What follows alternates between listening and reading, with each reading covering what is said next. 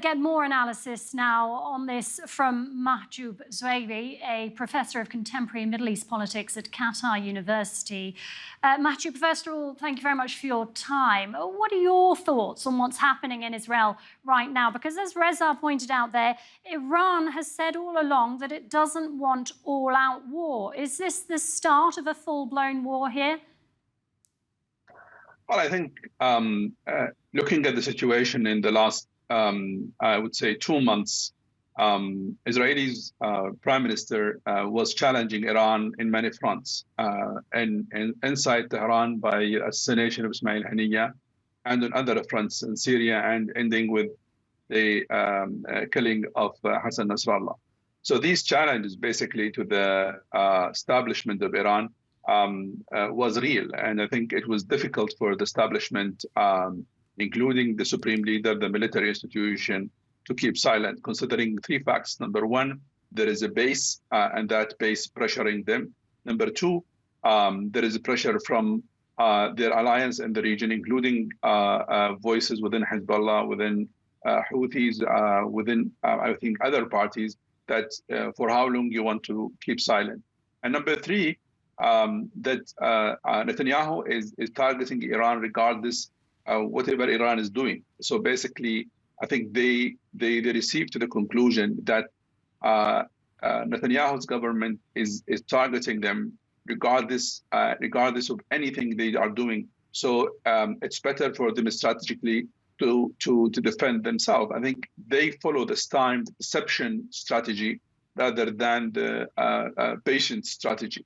And I think the way how Iran basically planned for this attack seemed different from the one in April. So it's obvious that Iran is sending a clear message that don't play with us again.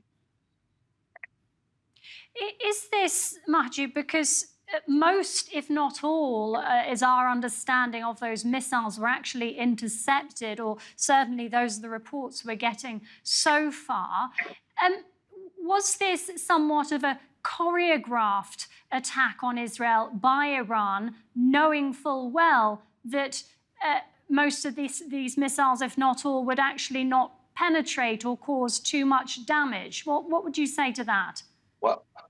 Well, the attacks done by the Iraqis in 1990s, we start knowing the result after 25 years. So the Israelis are playing this card very well of hiding the damages they are receiving from those attacks.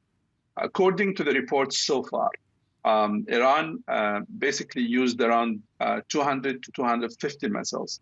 The numbers now confirmed by the Israelis, around 80 they have received to their targets. Now we know that those targets are some of them military bases, some of them gas stations, I think, and other targets. So that itself will take some time before acknowledging the damages. But let's not forget that that's one of the strategic Israeli strategy is basically to decept, to hide the damage for their own people and also for their enemy. But it's hard to imagine that all of this with no results, considering the fact that there are already images, and there will be more images in next few hours about fire in different places, about some military airports and other things. So the narrative of Israel will be saying nothing happened, but I'm not sure that would be the reality, because if there is nothing happened, why they need to react? Well, the Israeli militaries or Israeli authorities have now said that civilians can leave their bomb shelters. Can we expect any more Iranian strikes this evening or any time soon? The first statement by the Revolutionary Guard said this is the first wave. And if Israel attacks them, there will be more horrific attacks and more destruction to Israel.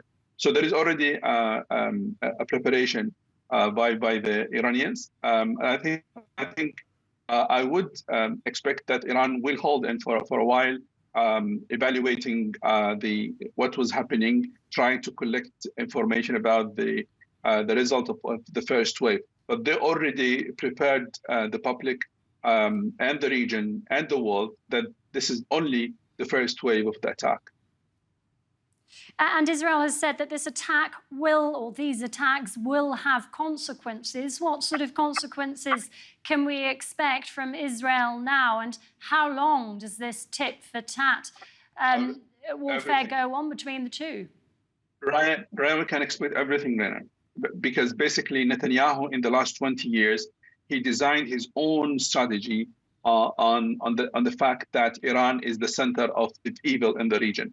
And I would not be surprised this time if they will target a nuclear, I would say, buildings or based, military based, some political, I would say, recognized places. I think the Israelis will not try to hold them this time. Netanyahu has his own, I would say, calculation against Iran, and strategically, he believes that he wants to tell the West, the United States, that he is the guy who can get rid of nuclear Iran. And that message, that's the only message he can present to the West to support any action he will do. So basically, I would not be surprised if Israel attack a nuclear based or nuclear buildings in Iran or other base, because that is the only way to justify Israeli action. And Netanyahu wants to do this for a while.